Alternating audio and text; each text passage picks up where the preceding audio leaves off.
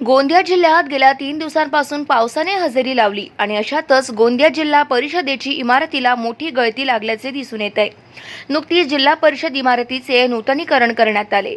यात कोट्यवधी रुपये खर्च करण्यात आले, परंतु या 3 दिवसाच्या पावसाने पुन्हा जिल्हा परिषदेलाच गळती लागल्याने इमारतीच्या दुरुस्ती कामावर पुन्हा एकदा प्रश्नचिन्ह निर्माण झाले आहे। त्यामुळे इमारत नूतनीकरणांमध्ये मोठ्या प्रमाणात भ्रष्टाचार झाला की काय अशी शंका उत्पन्न झाली आहे। विशेष म्हणजे आज जिल्हा परिषदेची आमसभा असल्याने याकडे आता सर्वांचे लक्ष लागले आहे।